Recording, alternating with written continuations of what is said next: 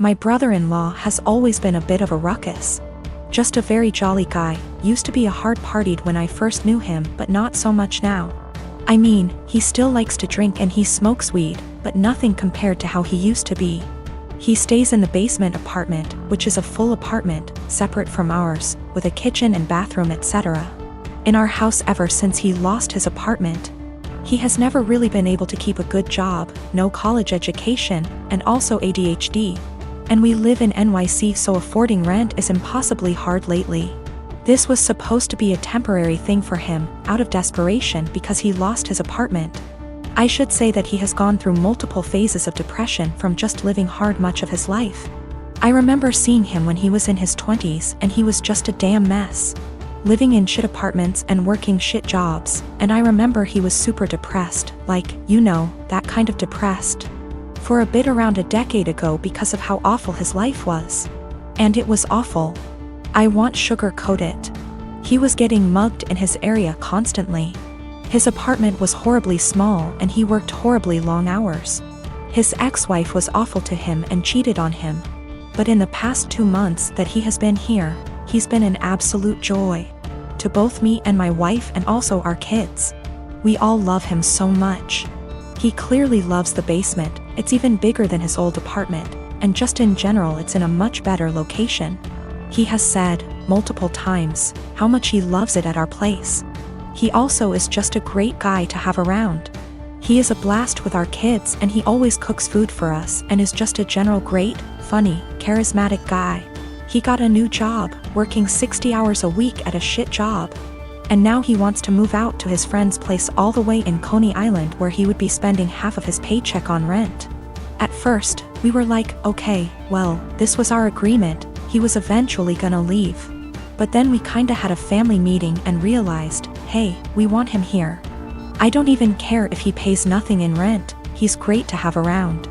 Just to be clear though, we did tell him he would have to pay something a month, a number we haven't decided yet. When we told him this, he kind of thought it was a joke, but then he agreed. He was very happy about it, and we were too, and we were kind of thinking like, he's a member of our house now, you know? But then he changed his mind suddenly, and was saying how he doesn't want to be a freeloader and that he thinks we are just allowing him to stay because we feel bad for him. He really will not listen to us at all when we say that we actually want him to stay. Even our kids, teens, have tried getting him to stay and he just won't accept it. Every time we bring it up to him he sort of does this pity thing where he's like, come on, I know you think I'm a loser. I'm not gonna mooch off of you guys or something along those lines. It's been around 2 weeks, and he just kind of feels bad about it. It is absolutely a pride thing for him. He technically plans on moving out in the next few weeks. But we really want him to stay. And we know that he would love to stay. I feel like there is really no chance this is some kind of deep down he hates it here kind of situation. This is 100% a pride thing for him. I've got cerebral palsy that affects both my legs and one arm. That's my official diagnosis, but what you really see is I walk with a limp. I'm a software developer, so job-wise, I don't have any issues. I knew when I was a kid that using my brain is the best way for me to survive on my own without relying on other people. I haven't had the chance to get my driver's license, but according to therapists and doctors that shouldn't be an issue. That's the background about me. My girlfriend and I have been together for a year. We met back in April 2020 of last year and we decided to get together in May 2020. I told her about my disability before then, but she wanted to try and make it work. We video call on Discord every day, almost always when we're awake, and recently we've been going on dates. She's more than happy to lend me an arm and she notices things about me that even I miss myself. Outside of my family, she's the most loving and caring person I know, and she's my motivation to do better and improve myself. Honestly, I never thought I could find someone I trusted enough to share my more negative thoughts and problems. I always tried to seem happy so I don't worry others. The emotional support she gives me is really irreplaceable. The problem is scared that, in the future, she will have to take care of me or most of the work will fall onto her. To make matters worse, her mom has been telling her for the past few weeks to break up with me because she can find better, and she doesn't want her to have the burden of caring for me. She's also really afraid that I will get arthritis early due to my cerebral palsy, and if that happens, A lot is going to be on her. I've tried doing things like stretches and exercises to maintain and improve my muscle tone, but she is still afraid I'll get worse.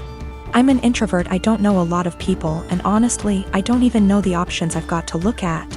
I want to prove that I can be independent and that if things do go wrong, it won't just be on her. I'm in Ontario, Canada.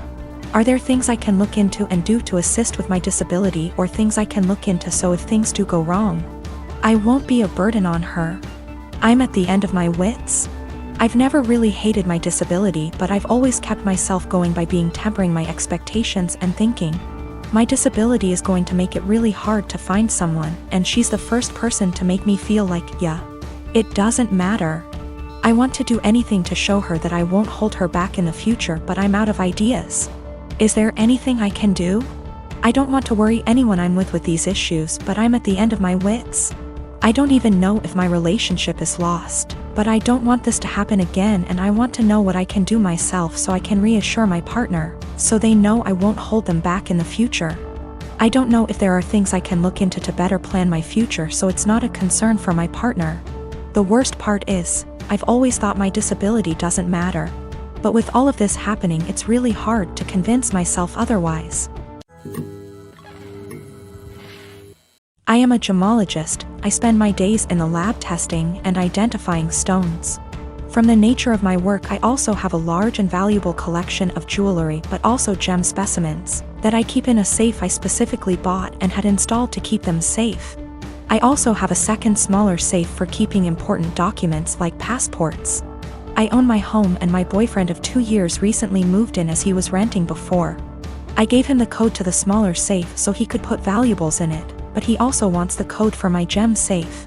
Not to put anything in it, but he says because we are living together now I should trust him and give him the code. I've said no because he has no reason to open the safe as the only thing it's used for is storing my collection. He said he has no interest in my gem collection, doesn't want to look at them, but still wants the code to access them. This is causing tension because he says I should give it to him as a show of trust, and I said no. Because he literally has no reason to go in there, so he doesn't need the code. This is a 6-figure collection, so I'm not being difficult over a few little gems here. I am the only one who knows the code. The safe weighs nearly half a ton, it's bolted to the floor and wall, and is from a company who makes safes, vaults and strong rooms for jewelers. You could bring the house down around it and it would still be intact. All of the gems and jewelry in the safe are mine and mine alone. I do not keep any clients' jewelry at home. For my other business doing valuations, I rent a separate space and keep client items there. I will give an update once things have panned out. I've moved all of my personal docs out of the little safe and into my gem safe. I told him he isn't getting the code and I will die on this hill. He has no reason to have it, and his continued lack of respect by the pushing of my boundaries wasn't okay. I felt like he was trying to manipulate me by making it about trust. After a lot of back and forth, he finally admitted that he wanted access to the safe, because he didn't feel like I was sharing the whole house with him.